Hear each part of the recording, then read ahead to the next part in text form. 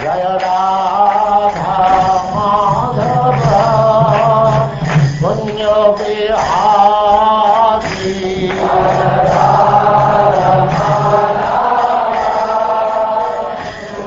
And now chapter 83, Draupadi meets the queens of Krishna.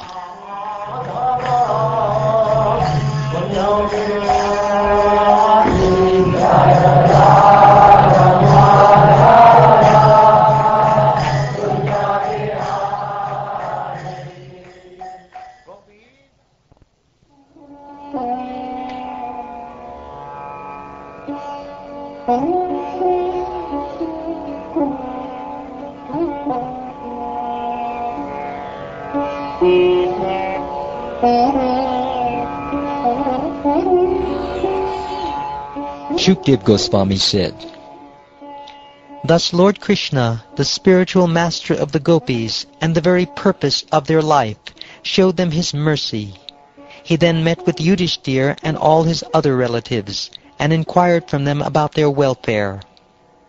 Feeling greatly honored, King Yudhishthir and the others, freed of all sinful reactions by seeing the feet of the Lord of the universe, gladly answered his inquiries. Lord Krishna's relatives said, 'O Master, how can misfortune arise for those who have even once freely drunk the nectar coming from your lotus feet? This intoxicating liquor pours into the drinking cups of their ears, having flowed from the minds of great devotees through their mouths. It destroys the embodied soul's forgetfulness of the Creator of their bodily existence.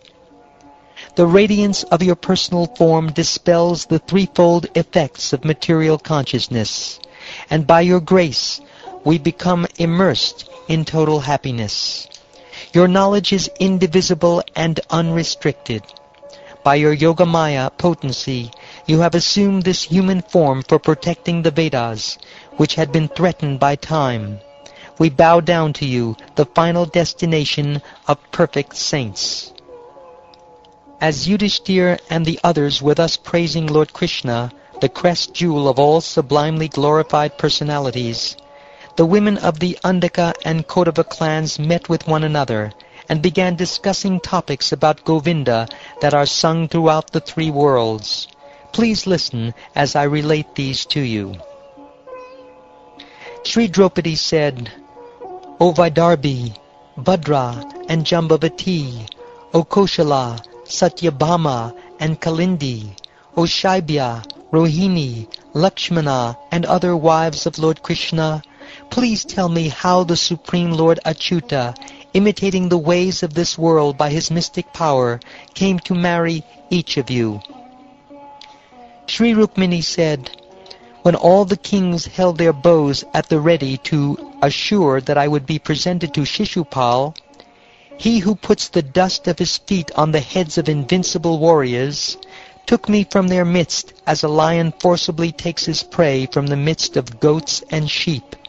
May I always be allowed to worship those feet of Lord Krishna, the abode of goddess Shri.' Sri Satyabhama said, 'My father, his heart tormented by my brother's murder, blamed Lord Krishna for the crime. To remove the stain on his reputation, the Lord defeated the king of the bears and took back the Syamantaka jewel, which he then returned to my father. Fearing the consequences of his offense, my father offered me to the Lord, even though I had already been promised to others.' Sri Jambavati said, 'Unaware that Lord Krishna was none other than his own master and worshipable deity, the husband of goddess Sita, my father fought with him for 27 days. When my father finally came to his senses and recognized the Lord, he took hold of his feet and presented him with both me and the Syamantaka jewel as tokens of his reverence. I am simply the Lord's maidservant.' Sri Kalindi said, 'The Lord knew I was performing severe austerities and penances with the hope of one day touching his lotus feet. So he came to me in the company of his friend and took my hand in marriage. Now I am engaged as a sweeper in his palace.' Sri Mitravinda said, At my Swayamvara ceremony, he came forward, defeated all the kings present, including my brothers who dared insult him, and took me away, just as a lion removes his prey from amidst a pack of dogs. Thus Lord Krishna, the shelter of the goddess of fortune, brought me to his capital city. May I be allowed to serve him by washing his feet, life after life. Sri Satya said, "My father arranged for 7 extremely powerful and vigorous bulls with deadly sharp horns to test the prowess of the kings who desired my hand in marriage. Although these bulls destroyed the false pride of many heroes, Lord Krishna subdued them effortlessly, tying them up in the same way that children playfully tie up a goat's kids. He thus purchased me with his valor. Then he took me away with my maidservants and a full army of 4 divisions, defeating all the kings who opposed him along the road. May I be granted the privilege of serving that Lord." Sri Bhadra said, "My dear Draupadi, of his own free will my father invited his nephew Krishna, to whom I had already dedicated my heart, and offered me to him as his bride. My father presented me to the Lord with an Akshohini military guard and a retinue of my female companions. My ultimate perfection is this, to always be allowed to touch Lord Krishna's lotus feet as I wander from life to life, bound by my karma." Sri Lakshmana said, "O Queen, I repeatedly heard Narad Muni glorify the appearances and activities of Achyuta, and thus my heart also became attached to that Lord, Mukunda. Indeed, even goddess Padmahasta chose him as her husband after careful consideration, rejecting the great demigods who rule various planets. My father, Brihatsena, was by nature compassionate to his daughter, and knowing how I felt, O saintly lady, he arranged to fulfill my desire. Just as a fish was used as a target in your Swayamvara ceremony, O Queen, to assure that you would obtain Arjun as your husband, so a fish was also used in my ceremony. In my case, however, it was concealed on all sides, and only its reflection could be seen in a pot of water below. Hearing of this, thousands of kings, expert in shooting arrows and in wielding other weapons, converged from all directions on my father's city, accompanied by their military teachers. My father properly honored each king according to his strength and seniority. Then those whose minds were fixed on me took up the bow and arrow, and one by one tried to pierce the target in the midst of the assembly. Some of them picked up the bow but could not string it, and so they threw it aside in frustration. Some managed to pull the bowstring toward the tip of the bow, only to have the bow spring back and knock them to the ground. A few heroes, namely Jarasandha, Shishupal, Bhima, Duryodhana, Karna, and the king of Ambashta, succeeded in stringing the bow, but none of them could find the target. Then Arjun looked at the reflection of the fish in the water and determined its position. When he carefully shot his arrow at it, however, he did not pierce the target, but merely grazed it. After all the arrogant kings had given up, their pride broken, the Supreme Personality of Godhead picked up the bow, easily strung it, and then fixed his arrow upon it.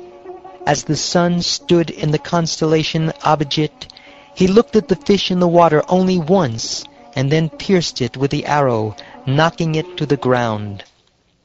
Kettle drums resounded in the sky, and on the earth people shouted, "Jai! Jai!"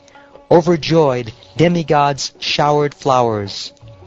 Just then I walked onto the ceremonial ground, the ankle bells on my feet gently tinkling. I was wearing new garments of the finest silk, tied with a belt, and I carried a brilliant necklace fashioned of gold and jewels.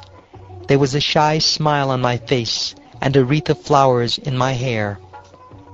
I lifted my face, which was encircled by my abundant locks, and effulgent from the glow of my earrings reflected from my cheeks. Smiling coolly, I glanced about. Then, looking around at all the kings, I slowly placed the necklace on the shoulder of Murari, who had captured my heart. Just then there were loud sounds of conch shells and mridanga, pataha, beri, and anaka drums, as well as other instruments. Men and women began to dance, and singers began to sing. The leading kings there could not tolerate my having chosen the Supreme Personality of Godhead, O Draupadi. Burning with lust, they became quarrelsome. The Lord then placed me on his chariot, drawn by 4 most excellent horses. Donning his armor and readying his bow Sharanga, he stood on the chariot, and there on the battleground he manifested his 4 arms. Daruka drove the Lord's gold-trimmed chariot as the kings looked on, O Queen, like small animals helplessly watching a lion. The kings pursued the Lord like village dogs chasing a lion. Some kings, raising their bows, stationed themselves on the road to stop him as he passed by. These warriors were deluged by arrows shot from the Lord's bow, Sharanga. Some of the kings fell on the battlefield with severed arms, legs, and necks. The rest gave up the fight and fled. The Lord of the Yadus then entered his capital city, Koshastali, or Dwarka, which is glorified in heaven and on earth. The city was elaborately decorated with flagpoles carrying banners that blocked the sun, and also with splendid archways. As Lord Krishna entered, he appeared like the sun god entering his abode. My father honored his friends, family, and in-laws with priceless clothing and jewelry, and with royal beds, thrones, and other furnishings. With devotion, he presented the perfectly complete Lord with a number of maidservants bedecked with precious ornaments. Accompanying these maidservants were guards walking on foot, and others riding elephants, chariots, and horses.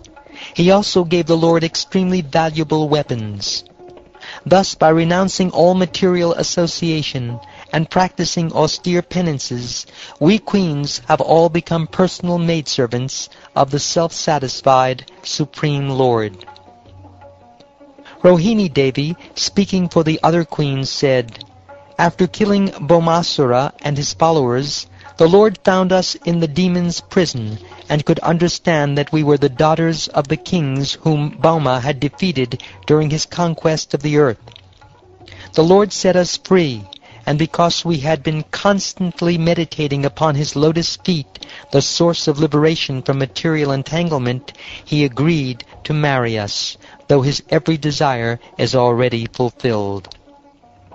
O saintly lady, we do not desire dominion over the earth, the sovereignty of the King of Heaven, unlimited facility for enjoyment, mystic power, the position of Lord Brahma, immortality, or even attainment of the kingdom of God. We simply desire to carry on our heads the glorious dust of Lord Krishna's feet, enriched by the fragrance of kumkum from his consort's bosom. We desire the same contact with the Supreme Lord's feet that the young women of Vraja, the cowherd boys, and even the aborigine Pulinda women desire, the touch of the dust he leaves on the plants and grass as he tends the cows."